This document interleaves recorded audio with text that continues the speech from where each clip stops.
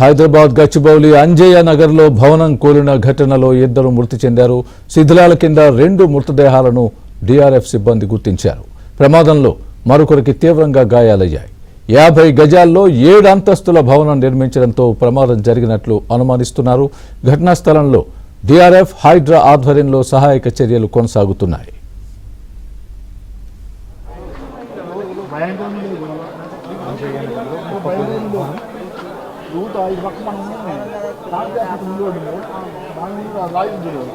రాయి పక్క రోడ్డు ఇది గుండ్రాయి పక్క సాయిబాబా ఆ రోడ్డు ఇది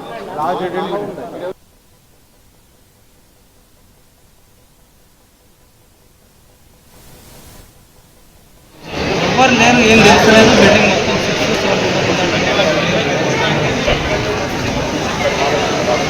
వైట్ ఫీల్డ్ ఏరియా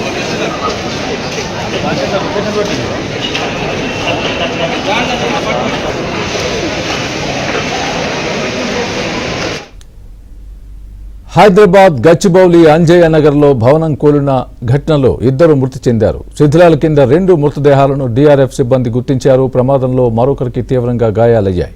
ఇదే విషయానికి సంబంధించి పూర్తి అప్డేట్ మా ప్రతినిధి మణికంఠ చెబుతారు లైవ్ లో. మణికంఠ, చెప్పండి, ప్రస్తుతం అక్కడ ఉన్నటువంటి పరిస్థితి ఏంటి? స్వామి, హైదరాబాద్లో అంజయ్య నగర్లో 7 అంతస్తుల బిల్డింగ్ నిర్మాణంలో ఉండగా ఒక్కసారిగా అకస్మాత్తుగా కుప్పకూలిపోయింది. ఈ దుర్ఘటనలో ఇప్పటి వరకు 2 మృతి చెందారు. మరో వ్యక్తి రమణారెడ్డి అనే వ్యక్తి తీవ్రంగా గాయాలు కావడంతో అతన్ని హాస్పిటల్కి తరలించి అక్కడ చికిత్స అయితే అందిస్తూ ఉన్నారు. ప్రస్తుతం మనం ఘటన జరిగిన ఘటనా ప్రదేశంలో ఉన్నాము. చూసుకోవచ్చు, విజిలెన్స్ సిబ్బంది అలాగే హైడ్రా సిబ్బంది చేపట్టారు. భవనం లోపల ఎంతమంది ఉన్నారు దానిపై కూడా ఒక స్పష్టత రాలేదు. 2 వ్యక్తుల్ని అధికారులు అయితే గుర్తించారు. ఆ 2 కూడా మృతి చెందారు. ప్రస్తుతం ఆ మృతదేహాలను కూడా స్థానిక హాస్పిటల్కి అయితే తరలించారు. అయితే లోపల ఇంకెంతమంది ఉన్నారనే దానిపై ప్రస్తుతం ఆ సహాయక చర్యలు కూడా కొనసాగుతున్న దృశ్యాలను కూడా చూసుకోవచ్చు. అయితే కార్య 50 గజాల స్థలంలో ఎలాంటి అనుమతులు లేకుండా ఇక్కడ ఒక 7 అంతస్తుల బిల్డింగ్ నిర్మాణం జరుగుతున్నట్లుగా తెలుస్తూ ఉంది. గతంలోనే ఈ బిల్డింగ్కి ఆనుకుని ఉన్న చుట్టుపక్కల అపార్ట్మెంట్ వాసులు కూడా ఈ బిల్డింగ్ నిర్మాణం వల్ల అనేక ఇబ్బందులు తలెత్తే అవకాశం ఉంది, అలాగే ప్రమాదాలు వాటిల్లే అవకాశం ఉందని గతంలోనే ఫిర్యాదు చేసినప్పటికీ ఎలాంటి స్పందన లేదు అధికారుల నుంచి. జిహెచ్ఎం అటు సిఎంసి అధికారులు వీరితో పాటుగా హైడ్రా సిబ్బంది ఎవరూ కూడా పట్టించుకోలేదంటూ కూడా అపార్ట్మెంట్ వాసులు అయితే చెబుతూ ఉన్నారు. ప్రస్తుతం ఈ 7 అంతస్తుల building Whitefield Priyadarshini apartment మీదకైతే ఆ భవనాలన్నీ కుప్పకూలిపోయాయి. వాటి దృశ్యాలను కూడా మనం ఒకసారి చూసుకోవచ్చు. పూర్తిగా అంటే ఏవైతే శిథిలాలు 7 అంతస్తుల బిల్డింగ్ కుప్పకూలే సమయంలో పక్కన ఉన్న అపార్ట్మెంట్ బిల్డింగ్ కూలిపోవడంతో పక్కనే ఉన్న అపార్ట్మెంట్ పూర్తిగా ధ్వంసమైన దృశ్యాలను కూడా చూసుకోవచ్చు. ఆ సమయంలో అపార్ట్మెంట్లో ఉన్న చాలామంది వ్యక్తులు ఏదైనా భూకంపం వచ్చిందేమో అనుకుని వాళ్ళంతా కూడా అపార్ట్మెంట్ నుంచి బయటికి పరుగులు అయితే తీశారు. అయితే ఆ సమయంలో పక్కనే బిల్డింగ్ నుంచి భారీ శబ్దం అలాగే పొగలు రావడంతో ఇటువైపుగా వచ్చి చూసిన వెంటనే అప్పటికే ఆ బిల్డింగ్ కూలిపోయిన ఉన్న దృశ్యాలతో వాళ్ళు తీవ్ర భయోందోళనకు గురై ఇక్కడి నుంచి వెళ్ళిపోయారు, పరుగులు తీశారు. ప్రస్తుతం అధికారులు చేరుకుంటూ ఉన్నారు. సైబరాబాద్ మున్సిపల్ కమిషనర్ అధికారులు దీనికి ఎలాంటి అనుమతులు ఇచ్చారనే దానిపై ఇప్పుడు ఒక క్వశ్చన్ మార్క్గా మారిందని చెప్పుకోవచ్చు. కేవలం 50 గజాల స్థలంలోనే 7 అంతస్తుల భవనం ఇరుకైన ప్రాంతంలోనే 7 అంతస్తుల బిల్డింగ్ నిర్మాణానికి అనుమతులు తీసుకున్నారా లేదా అనేది కూడా ఇప్పుడు తెలియాల్సి ఉంది. ప్రస్తుతం అధికారులు అయితే పూర్తిగా ఆ బిల్డింగ్కి ఎలాంటి పర్మిషన్లు ఉన్నాయి, ఎప్పుడు ఈ నిర్మాణానికి సంబంధించి ఈ నిర్మాణ రంగం ఎప్పుడు స్టార్ట్ చేశారు, ఈ బిల్డింగ్ సంబంధించి అనే దానిపై కూడా వివరాలు రాబడుతూ ఉన్నారు. అయితే ఈ బిల్డింగ్కి యాజమాని ఎవరైతే ఖాజా ఉన్నాడో ఇప్పటి వరకు కూడా అతను పోలీసుల అందుబాటులోకి రాలేదు, అలాగే అధికారులు అందుబాటులోకి రానట్లుగా కూడా తెలుస్తుంది. ఈ బిల్డింగ్ లోపల మరింత మంది వ్యక్తులు ఉండే అవకాశం ఉన్నట్లుగా కూడా అధికారులు అయితే అంచనా వేస్తున్నారు. అందుకు అనుగుణంగానే అత్యాధునిక ఎక్విప్మెంట్స్తో లోపల ఉన్న వ్యక్తులు కావచ్చు లేదంటే ఇతర వస్తువులను కూడా స్కాన్ చేసే అత్యాధునిక యంత్రాలతో ప్రస్తుతం ఫైర్ సిబ్బంది హైడ్రా సిబ్బంది వాటిని శోధిస్తూ ఉన్నారు.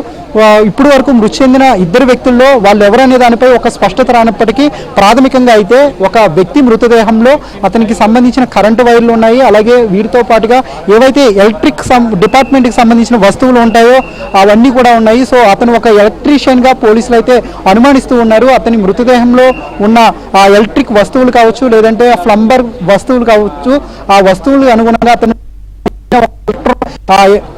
ఎలక్ట్రికల్ పర్సన్ అయి ఉండొచ్చు, కరెంటు ఇవన్నీ కూడా బాగు చేసే సమయంలో ఇక్కడికి వచ్చి ఈ ప్రమాదంలో చనిపోయి ఉండవచ్చు అని ప్రస్తుతం అధికారులు అయితే అంచనా వేస్తున్నారు. ప్రస్తుతానికి ఇక్కడ సహాయక చర్యలు అయితే కొనసాగుతూ ఉన్నాయి. అటు ఈ ఘటనలో ఎవరైతే తీవ్ర గాయాలయ్యాయో రమణారెడ్డిని కూడా కొద్దిసేపటి క్రితమే స్థానిక ఒక ప్రైవేట్ హాస్పిటల్కి తరలించి అక్కడ చికిత్స అందజేస్తూ ఉన్నారు. ఇదంతా కూడా ఈ 50 గజాల స్థలంలో బిల్డింగ్ నిర్మిస్తున్నప్పటికీ 7 అంతస్తుల బిల్డింగ్ కావడం, అలాగే ఈ స్థలాన్ని కూడా ఆక్రమించుకుని ఎలాంటి అనుమతులు లేకుండా ఇష్టానుసారంగా ఈ బిల్డింగ్ నిర్మాణం జరుగుతుందంటూ కూడా అపార్ట్మెంట్ వాసులు అయితే చెబుతూ ఉన్నారు.